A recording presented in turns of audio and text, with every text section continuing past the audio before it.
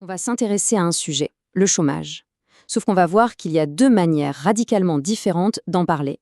D'un côté, un reportage choc. De l'autre, des débats politiques bien plus nuancés. Comment une même réalité peut-elle être racontée de façon si opposée? C'est ce qu'on va décortiquer ensemble. Alors, on rembobine. Tout commence le 15 janvier 2026. Ce soir-là, il suffit d'une seule émission à la télévision pour déclencher une véritable alerte médiatique. Et qu'est-ce qui a mis le feu aux poudres? Eh bien, un documentaire au titre assez percutant, Sans boulot, tout fraudeur. Il a été diffusé sur la chaîne belge RTL. Forcément, les réactions ne se sont pas fait attendre. Des observateurs des médias ont tout de suite tiré la sonnette d'alarme en affirmant que le choix des mots n'était pas innocent. L'idée, c'était de biaiser la perception des choses. En gros, le message qui est passé auprès du public était simple, direct et plutôt alarmant. Le problème numéro 1 du chômage, c'est la fraude massive. Et ça porte un nom, le biais sémantique. Le principe, ce n'est pas vraiment de mentir, non. C'est plus subtil que ça. C'est d'utiliser un langage chargé en émotions pour orienter le jugement et au final, pour présenter un problème complexe de manière très très simpliste. Donc, ce documentaire met vraiment le paquet sur la fraude individuelle. Mais est-ce que c'est vraiment de ça dont on parle dans les cercles politiques? Est-ce que c'est leur priorité? On est en droit de se demander, est-ce que l'histoire s'arrête là? Pour avoir une réponse, il faut aller voir ailleurs et se plonger dans un tout autre type de source. On se tourne donc vers les questions écrites officielles du Parlement belge.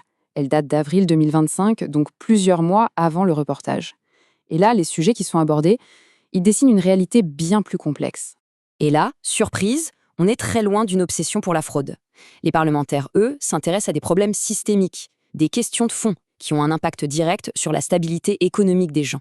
Prenez la question 82, par exemple. Elle met le doigt sur un chiffre énorme. Des centaines de milliers de personnes qui ne luttent pas contre la fraude, mais qui se battent avec des dettes pour payer des choses aussi essentielles que le loyer ou les soins de santé. Puis on a la question 85 qui zoome sur un cas très particulier, les artistes. Et la question posée est hyper intéressante. Et si le système censé les soutenir était en fait un piège qui les maintenait dans la précarité? On voit bien que le débat change complètement de nature. On ne parle plus de fraudeurs, mais bien de l'efficacité et des conséquences réelles d'une politique sociale sur tout un secteur professionnel. Mais ce n'est pas tout. Un autre gros morceau ressort de ces documents, c'est la lourdeur de la machine administrative, la bureaucratie elle-même. La question 91, elle, pose une question simple mais fondamentale. Et si le problème venait de l'administration elle-même, quand elle n'arrive pas à payer les gens à temps? Là, le projecteur se déplace complètement. La question n'est plus centrée sur l'individu qui reçoit l'aide, mais sur l'efficacité des institutions qui sont censées la verser. Et attention, la question 99 ouvre encore une autre porte, assez dérangeante. Et si les abus ne venaient pas des chômeurs, mais de certaines entreprises qui profiteraient du système à leur avantage? Bon, maintenant, mettons ces deux récits, ces deux histoires, face à face. Le contraste est saisissant. D'un côté, on a le récit médiatique, simple, qui désigne un coupable clair. De l'autre, la réalité des débats politiques, bien plus complexe, bien plus nuancée. Ce que ça illustre, c'est que le récit médiatique a choisi de zoomer sur une toute petite partie du problème, alors que la conversation au niveau politique était en fait beaucoup, beaucoup plus large. L'idée ici, ce n'est pas de distribuer les bons et les mauvais points, de dire qui a raison ou qui a tort. C'est surtout de réaliser à quel point l'angle choisi peut transformer complètement une histoire. Et ça, ce n'est pas anodin du tout, parce que l'histoire qu'on nous raconte influence directement les solutions qu'on va réclamer. Un récit simple appelle souvent une solution trop simple. Ça laisse donc une dernière question en suspens. La prochaine fois qu'un problème complexe est présenté comme une simple histoire de bons contre de méchants, on peut se demander à qui profite vraiment cette simplification? L'affaire de Borsu, un nom qui a déclenché une véritable tempête médiatique en Belgique. Aujourd'hui, on va disséquer cette controverse. On va voir qu'elle révèle des fractures bien plus profondes dans notre société et dans nos médias. Tout est parti de là, ce titre. Un titre choc pour un documentaire télé qui, fin 2025, a littéralement mis le feu aux poudres. Un débat national a éclaté juste à cause de ça. Et la réaction du public, elle a été immédiate et massive. Plus de 100 plaintes officielles, c'est énorme. On n'est pas juste sur un petit désaccord, c'est un vrai événement médiatique qui a profondément divisé le pays. Allez, on entre dans le vif du sujet. Première partie, un reportage qui déclenche l'indignation. Comment un simple docu en immersion a pu créer une telle panique morale? Alors la méthode du documentaire, c'était du classique pour la télé choc. On le présente comme une immersion brute dans la vie des allocateurs sociaux. Et là, on sort des anecdotes sensationnelles, comme cette mère qui toucherait 2700 € d'aide. L'effet est immédiat. Beaucoup de gens ont accusé le reportage de stigmatiser les chômeurs, les personnes précaires. En gros, on prend un cas extrême pour en faire une généralité, tout en ignorant complètement la réalité statistique de la pauvreté. Et c'est là que l'affaire devient vraiment, vraiment intéressante. On passe à la deuxième partie, l'émotion contre l'algorithme. On va voir que c'est le nouveau champ de bataille pour la vérité dans les médias. D'un côté, on a la vieille garde, la télé, avec ses armes bien connues, le récit qui prend aux tripes, l'immersion brute, les anecdotes chocs pour faire de l'audimat. Et de l'autre, la nouvelle garde, un collectif citoyen qui a décidé de répondre, mais pas avec des opinions, non, avec des données. C'était une véritable guerre des mondes, le storytelling émotionnel contre l'audit chiffré. Et voici la première cartouche tirée par cette nouvelle garde. Leur audit a montré que le mot fraude était associé à l'émission plus de 1000 fois, 1042 fois pour être précis. C'est ce qu'ils ont appelé une saturation sémantique, une technique pour, selon eux, créer un biais dans la tête du téléspectateur. Et là, c'est l'arme de destruction massive si on peut dire. Ils ont carrément créé leur propre indicateur, le taux de pression. Le concept, calculer la proportion de mots négatifs pour mesurer l'intensité de la charge. Et le résultat, c'est ce chiffre, 98,2%. Pour eux, c'était la preuve mathématique irréfutable que le reportage était partial. Face à cette contre-attaque, la défense du journaliste a été surprenante. Et elle n'a fait qu'attiser le feu. Troisième partie, la défense paradoxale d'un journaliste. Comment la dissonance cognitive a tout fait exploser. Le vrai problème, il est là, dans cette contradiction flagrante. Le reportage pose la question « tous fraudeurs, donc on vise bien les individus ». Mais quand l'auteur se défend, il dit quoi ? Ah non, mais c'est la faute du système. Le message est complètement brouillé, personne ne comprend plus rien. Et voici sa phrase exacte. Christophe de Boursou dit « Je n'ai jamais voulu présenter les personnes rencontrées comme des fraudeurs. Elles sont piégées par un système. C'est une sorte de pivot, une retraite stratégique. Le débat est déplacé. Le problème, ce ne serait plus les gens, mais un système social qui n'inciterait pas assez à travailler. » Cette affaire a aussi mis en lumière quelque chose de très inquiétant, la fragilité de nos institutions de régulation. Elles se sont retrouvées complètement paralysées. Quatrième partie, le gendarme qui ne peut pas mordre, ou quand les institutions sont bloquées par la procédure. Pour bien comprendre ce blocage, il faut connaître ce concept un peu technique, l'épuisement de la compétence. C'est un principe juridique qui dit, en gros, que si le Conseil d'éthique des journalistes rend un avis, eh bien le régulateur officiel des médias, lui, ne peut plus prononcer de sanctions.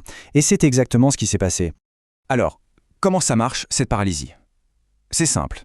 Étape 1, les plaintes. Plus de 100 arrivent chez le régulateur légal, le CSA. Étape 2, comme ça touche à l'éthique des journalistes, le CSA doit transmettre le dossier au Conseil de déontologie, le CDJ. Du coup, étape 3, l'enquête du CSA est suspendue. Et enfin, étape 4, le CDJ rend son avis et pouf, le CSA perd son pouvoir de sanctionner. Résultat, un blocage total et le seul tribunal qui reste, c'est celui de l'opinion publique. Bon, maintenant, on prend un peu de hauteur. Parce que cette histoire, qui a l'air très belgo-belge, est en fait le symptôme de transformation bien plus globale. Cinquième et dernière partie, la grande fracture médiatique. Comment une controverse locale révèle une tendance mondiale. Certains analystes ont eu cette formule assez géniale. Cette affaire serait un fossile témoin. Un fossile témoin de quoi ? De l'importation des culture wars à l'américaine dans nos débats, ici en Europe. On a même entendu parler de magafication. Alors attention, ça n'a rien à voir avec le fait de soutenir Trump. C'est l'idée d'importer ces méthodes. On transforme un problème social en guerre culturelle, on crée des camps eux contre nous, on parle de fake news, on adopte un style populiste qui polarise pour faire de l'audience. Finalement, qu'est-ce que cette affaire nous apprend sur notre époque ? D'abord, que le monopole des grands médias sur la narration, c'est terminé. Ensuite, que des citoyens, armés de données, peuvent aujourd'hui défier de grandes chaînes de télé. Ça nous apprend aussi que le débat public est de plus en plus polarisé, de plus en plus spectaculaire. Et enfin, que nos institutions de régulation sont à la traîne, complètement dépassées. C'est ça, la fameuse grande fracture. Et tout ça nous laisse avec une question fondamentale pour notre avenir médiatique. Dans cette nouvelle guerre de l'information, qui a vraiment le pouvoir ? Le conteur, celui qui sait nous toucher avec une histoire, ou l'analyste, celui qui peut prouver ses dires avec des données ? La question, pour l'instant, reste ouverte.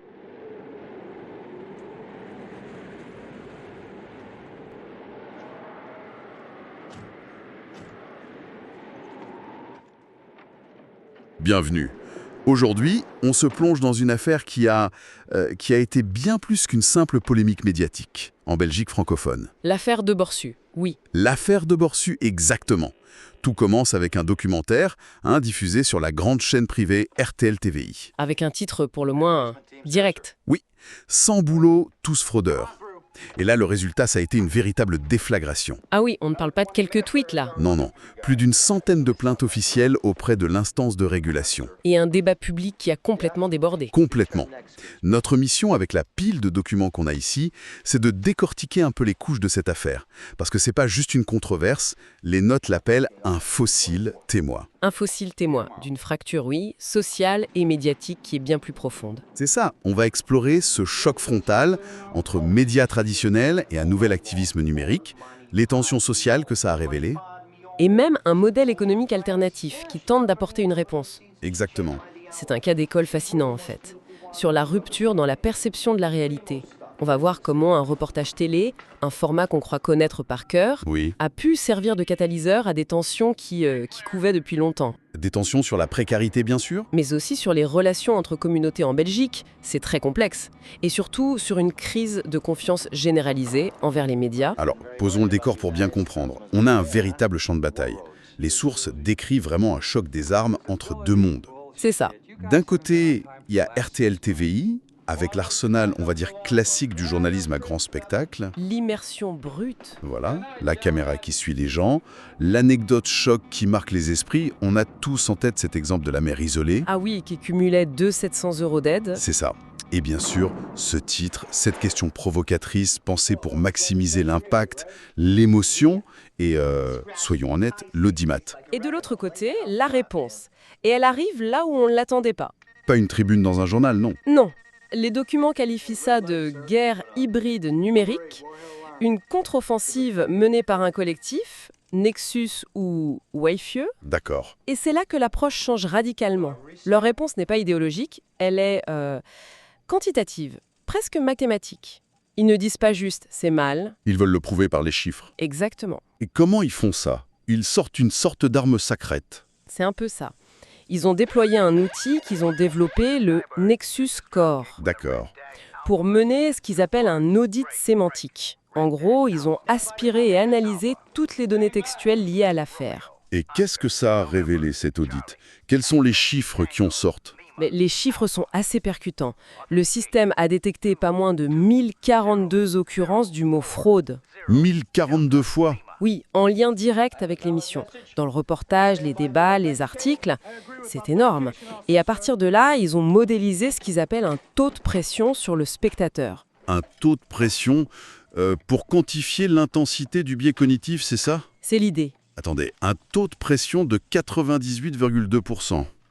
Ça me paraît énorme. Presque caricatural. Comment ils arrivent à un chiffre aussi précis? C'est une excellente question. Est-ce que c'est une métrique fiable ou c'est aussi, de leur côté, un outil de com pour frapper les esprits? Il faut voir ce chiffre comme un indicateur, une modélisation. Ce n'est pas une science exacte, mais ça illustre une méthode. D'accord. Plutôt que de dire « le reportage est biaisé », ils disent « voici à quel point le champ lexical de la fraude sature l'espace ». Leur but, c'est de déplacer le débat de l'opinion vers la méthodologie, tu vois. Oui, je vois. Et cette approche, basée sur la donnée, marque une vraie rupture. Le monopole narratif des grands médias est contesté par des contre-expertises chiffrées, quoi. Et leurs critiques vont encore plus loin. Ils utilisent un terme qui fait vraiment réagir. Magafication. C'est une accusation très lourde. Extrêmement lourde. Et les sources précisent bien, il ne s'agit pas d'accuser qui que ce soit de soutenir Trump. Bien sûr. Le terme est utilisé pour décrire l'importation de techniques de la guerre culturelle américaine dans le débat belge. Et quelles sont ces caractéristiques selon eux? Elles sont très claires. Premièrement, la création d'une polarisation artificielle. Les travailleurs contre les profiteurs. C'est ça. Deuxièmement, la désignation d'un bouc émissaire social, donc les chômeurs. Et enfin, le retournement de l'accusation en qualifiant le reportage de « fake news ». Un terme qui vient tout droit de ce lexique, oui. Et cette idée de magafication, en fait, ça a touché un nerf à vif. Ça a révélé des fractures bien plus profondes. Exactement. Et c'est ce qui nous amène au cœur du problème. Au-delà du spectacle médiatique, cette affaire agit comme un révélateur. La première fracture, la plus évidente, c'est une fracture de classe. Le débat a opposé deux définitions de la fraude. D'un côté, celle de RTL, la délinquance de subsistance, comme disent les notes. Oui, La petite fraude, celle des gens qui essayent de grappiller quelques euros. C'est visible, individuel, et ça indigne facilement une partie de l'opinion. et de l'autre côté, la vision de Wayview qui est un contre-champ total. La fraude des riches. La fraude des élites. Eux, ils changent complètement la focale. Complètement.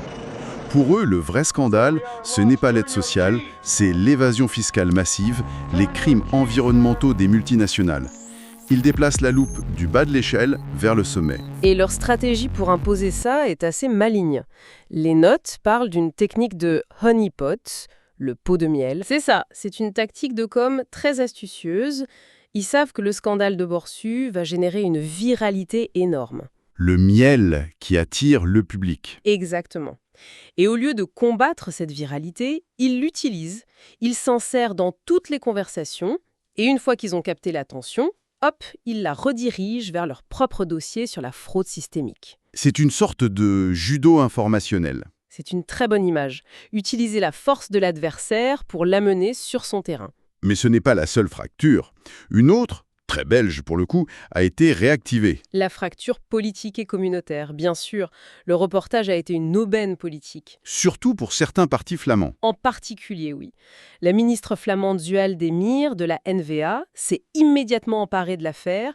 Pour elle, c'était la preuve d'un problème de mentalité en Wallonie. Le cliché habituel en quelque sorte. Voilà. Elle a ressorti les chiffres de l'écart du taux d'emploi, 67% en Wallonie contre 78% en Flandre, pour légitimer un discours. Plus strict sur l'activation des chômeurs. Beaucoup plus strict, voire punitif. Une polémique francophone est devenue une arme dans le débat intercommunautaire. C'est là qu'on voit l'emballement. Et au milieu de cette tempête, la défense du journaliste lui-même, Christophe de Borsu, est fascinante. Oui, elle révèle ce que les notes appellent une dissonance fondamentale. Face aux accusations, il n'assume pas, en fait. Non, il opère ce que les analystes qualifient de retraite tactique. Son argument, c'était « je ne visais pas les individus, je visais le système Le fameux piège institutionnel. ». C'est ça, qui rendrait le travail moins attractif que les allocs. Il a même eu cette phrase, très commentée, « je n'ai jamais voulu présenter les personnes rencontrées comme des fraudeurs ». Et c'est là que ça devient presque absurde. Le titre de l'émission, c'est « Sans boulot, tous fraudeurs ». Ça cible les individus. Évidemment. Mais l'auteur se défend en disant « Non, non, mon vrai sujet, c'est le système ». C'est cette cacophonie, cette contradiction flagrante entre l'emballage et la défense qui a nourri l'indignation. Et pendant ce temps, les institutions chargées de réguler tout ça semblaient aux abonnés absents. Dépassées et même paralysées. C'est le cas du CSA, le Conseil supérieur de l'audiovisuel. Le gendarme des médias. Oui, il a reçu plus de 100 plaintes, ce qui est exceptionnel. On s'attendrait à une réaction forte. Mais non. Mais non. La procédure s'est retrouvée bloquée à cause d'une subtilité juridique assez unique, l'épuisement de la compétence. L'épuisement de la compétence, qu'est-ce que ça veut dire ça? En gros, en Belgique, il y a deux instances, le CSA sur le plan légal et le CDJ sur le plan déontologique. D'accord. Comme le CDJ a été saisi et a traité certains aspects, le CSA a estimé qu'il ne pouvait plus agir sur le volet légal pour les mêmes faits, pour éviter une double sanction. Donc, l'action de l'un bloque l'autre. L'avis de l'un a épuisé la capacité d'action de l'autre, oui. Résultat, pas de sanction immédiate possible. Ce qui a laissé tout l'espace au tribunal de l'opinion publique. C'est fascinant. On a une crise médiatique, mais le régulateur a les mains liées. Et au cœur de tout ça, il y a cet argument de Borsu, ce fameux piège à l'emploi, qui est une vraie question de société pour le coup. C'est le grand paradoxe. L'argument utilisé pour se défendre, même s'il est maladroit dans ce contexte, pointe un vrai problème. Et ça nous conduit à la troisième partie de notre analyse. Oui. Car les documents ne font pas que décrire la polémique. Ils explorent aussi des solutions à ce piège. Et l'une d'elles est un modèle théorique assez radical, l'économie contributive provisionnée, ou ECP. D'accord, le CP. Expliquons le principe simplement. Comment ce modèle est censé résoudre ce piège? L'idée de base, c'est d'éviter ce moment où une personne qui reçoit des allocs recommence à travailler et, en gagnant un petit salaire, perd une aide plus importante. Et se retrouve avec moins d'argent à la fin du mois. C'est ça, le piège. Donc, dans le modèle ECP, la valeur créée par le travailleur n'est pas versée comme un salaire classique.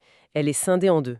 D'accord. Une partie devient de frais propres, de remboursements non taxés. L'autre, la plus grosse partie, est versée dans une provision.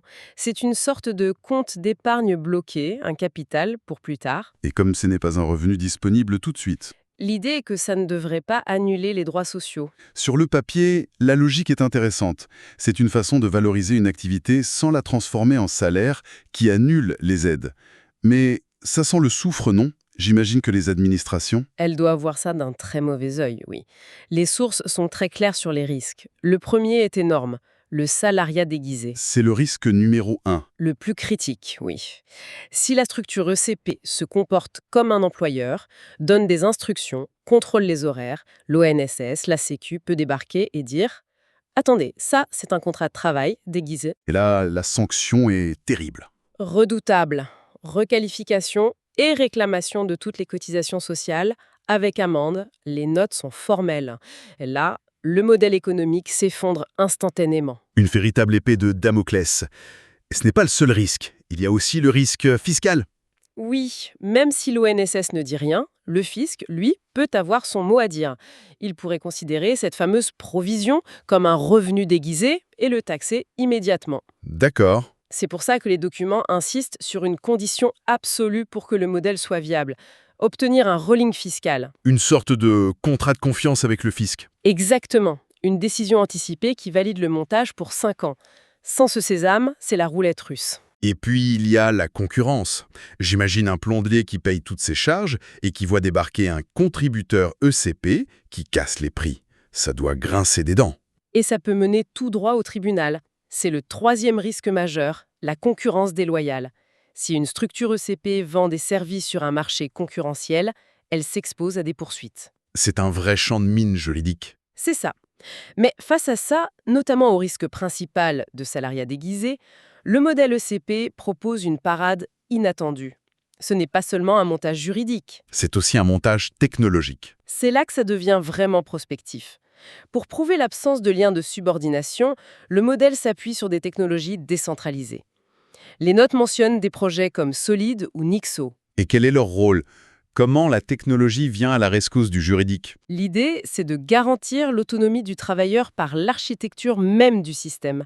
Avec Solid, par exemple, chaque individu possède ses données dans un pod personnel. C'est lui qui choisit avec qui il les partage. Contrairement à un patron qui centralise tout. Exactement. La structure ECP n'a techniquement pas les moyens d'exercer une surveillance hiérarchique. Elle ne peut pas fliquer le contributeur. Les sources emploient une formule très parlante. Laquelle? Remplacer le lien de subordination juridique traditionnel par un lien de coordination technologique entre pairs. C'est une défense par le design, en quelque sorte. Tout à fait. C'est quand même fou quand on y pense. On part d'un reportage télé, une polémique, et on termine en parlant d'architecture de données décentralisée pour réinventer le contrat social. Le chemin parcouru est vertigineux. Qu'est-ce qu'on retient de tout ça au final? Je crois que l'affaire de Borsus, c'est bien plus qu'une anecdote. C'est le symptôme d'un écosystème médiatique et social en pleine recomposition. On voit la parole médiatique traditionnelle se faire auditer, quantifier, contester en temps réel. Par des contre-pouvoirs citoyens armés d'algorithmes. C'est une dynamique complètement nouvelle. Et au-delà des médias, ça révèle une lutte pour définir ce qui est important, ce qui est le vrai problème. C'est le cœur du sujet. Le reportage met le projecteur sur la petite fraude des individus. La contre-offensive numérique, elle, se bat pour rediriger ce projecteur vers les fractures systémiques et la grande fraude des élites. Et au milieu, un modèle comme l'ECP, même théorique. Même très risqué, montre qu'il y a une recherche de réponse concrète à un de ces problèmes systémiques. Ce fameux piège à l'emploi qui, ironiquement, était l'argument de défense du journaliste. La boucle est bouclée. Un véritable écosystème d'idées, de conflits et de solutions qui s'est mis en mouvement à partir d'une seule étincelle. Ce qui soulève une dernière pensée, un peu vertigineuse. Ces documents montrent que des outils numériques permettent désormais de quantifier les biais d'un récit médiatique. Avec une précision presque scientifique. Voilà. Et ça pose une question fondamentale pour l'avenir. Si la critique des médias devient elle-même une science de la donnée, une sorte d'audit citoyen permanent et algorithmique, est-ce une bonne nouvelle pour la démocratie? C'est une bonne question. Et dans ce nouveau paysage où tout le monde peut auditer tout le monde, qui au final audite les auditeurs?